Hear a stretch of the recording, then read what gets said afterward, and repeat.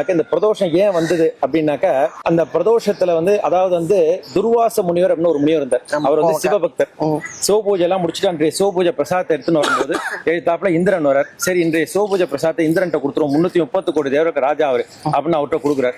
அவர் என்ன பண்றாருன்னா, அந்த பிரசாதத்தை எல்லாம் வாங்கிட்டு அது அவருக்கு வெள்ளை யானை வாகனம், யானைக்கு மேல உட்காந்து யானை தும்பி கையில வாங்குறது.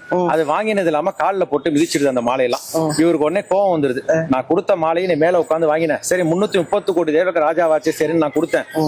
ஆனா இது காலில் போட்டு மிதிச்சிடுது, அதனால அவரோட சொத்து பதவி இதெல்லாம் கடல்ல முழுகட்டும்னு சாபம் விட்டுறாரு. எந்த ஒரு தப்பு பண்ணாலும் பரிகாரம் இருக்கு. நான் தப்பு பண்ணிட்டேன், எனக்கு என்ன பரிகாரம் அப்படிங்கிறார். இறங்கி கேட்கிறார். கேட்ட உடனே மேருங்கிற மலையை மத்தா வச்சுக்கோ, வாசுகிங்கிற பாம்பை கயிறா வச்சுங்க, இது உங்களால மட்டும் முடியாது, அரக்கர்களையும் சேர்த்துக்க. எல்லாத்தையும் கடையும் போது நீ இழந்து போன சொத்தெல்லாம் வரும், கடைசியில அமிர்தம்னு ஒண்ணு வரும். அந்த அமிர்தத்தை எடுத்து சாப்பிட்டீங்கன்னா உங்களுக்கு எல்லாம் சாவாவரம் கிடைச்சிடும். இழந்து போனாலும் வந்துடுறாங்களா, அதை கடையும் போது காமதேனோ கற்ப வருஷம் எல்லாம் ஒண்ணு ஒண்ணா கடல்ல இருந்து வந்துட்டே இருக்கு. அந்த அமிர்தத்தை மட்டும் எல்லாரும் எடுத்து பகிர்ந்துட்டு இருக்காங்க. இதை பகிர்ந்துட்டு இருக்கும்போது இந்த சுவாமி அந்த ஆழகால விஷம் வந்துருது. பாம்பு தாங்க முடியாது, விஷத்தை கக்கிடுது. அந்த விஷத்தை மட்டும் யாரும் எடுத்துக்கல. எல்லாரும் எல்லா பொருளும் எடுத்துக்கிறாங்க, விஷத்தை மட்டும் யாரும் எடுத்துக்கல. அது ஒரு பானையில பிடிச்சி வச்சுக்கிறாங்க. நேரா சிவபெருமான் போய் கேட்கறாங்க, சுவாமி இந்த மாதிரி விஷம் வந்துருச்சு, என்ன பண்றேன்னு தெரியல. சுந்தரமூர்த்தி நாயன்மாரை கூப்பிடுறாரு. போய் அந்த விஷத்தை போய் எடுத்துன்னு வாங்குறாரு. அவருக்கு முதல்ல சுந்தரமூர்த்தி நாயன்மார் தான் பேரு. இந்த ஆழகால விஷத்தை எடுத்துன்னு வந்ததுனாலதான் அவர் ஆளாள சுந்தரர்னு அவருக்கு பேர் வந்து. அவர் அந்த அப்படியே எடுத்துன்னு போய் அந்த விஷத்தை கொடுக்குறாரு. சுவாமி உலக நன்மைக்காக அந்த விஷத்தை வாங்கி சாப்பிட்டுறாரு. சாப்பிட்ட ஒரே செகண்ட் அம்பாள் மடியில சுருண்டு விடுற, அதான் சுருட்ட பள்ளி அப்படின்னு ஆந்திரா பாடல். அங்கதான் அம்பாள் பள்ளி கொண்டிருப்பார். சுவாமி அம்பாள் மடியில பள்ளி கொண்டிருப்பார்.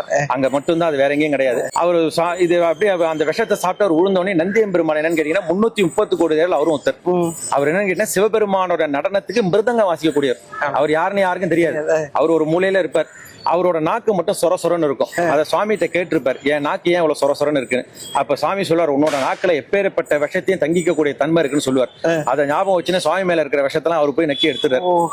எடுத்தோடனே அவர் மயங்கி விடுறார். அப்பதான் காப்பரிசி கொடுக்க சொல்றாரு சாமி. அவித்திகீரை கொடுக்க சொல்றாரு. கொடுத்தோடனே அவர் எழுந்துக்கிறார். உன்னோட உயிரை கூட பொருட்படுத்தாம நீ என் உயிர் மேல இருந்த விஷத்தெல்லாம் நீ எடுத்துட்ட. அதனால இந்த பிரதோஷ தினம் அது சனிக்கிழமையில நடந்தது. சாயங்காலம் 4:30 6 மணிக்கு நடந்தது. இந்த தினத்துல உனக்கு பூஜை பண்ணிட்டுதான் எனக்கு பூஜை. அதனாலதான் 4:30 மணிக்கு நந்திக்கு ஃபர்ஸ்ட் அபிஷேகம், போக்குவரத்து பூஜை எல்லாம், அப்புறம் தான் சுவாமிக்கே பூஜை. அதனாலதான் நந்தி எழுத்தாப்புல வச்சாங்க. அதாவது சுவாமி அவர் சுவாமியோட காற்றே நந்தியோட இதுலதான் வர்றது. அதனால சிவன் கோயிலுக்கு போனா நந்திக்கும் சிவனுக்கும் குறுக்க போக கூடாதும்பாங்க. அதனாலதான் லைனா ஒரு 4-5 நந்தி வைப்பாங்க. அந்த நந்தியம்பெருமான் மேல இருக்க அந்த சுவாமி மேல இருக்கிற விஷத்தெல்லாம் அவர் எடுத்ததுனாலதான் இது பிரதோஷம். அதாவது சாதாரண தோஷங்கள்லாம் தீர்க்கக்கூடியது பிரதோஷம். இந்த பிரதோஷத்துல நம்ம விரதம் இருந்து சுவாமி வழிபட்டோம் அப்படின்னாக்க நமக்கு இருக்கக்கூடிய தோஷங்கள் எல்லாமே நிவர்த்தி ஆயிடும். அவ்வளவு ஒரு அற்புதமான ஒரு கிழமையில, அதுவும் சனி பிரதோஷங்கிறது அவ்வளவு விஷயம்.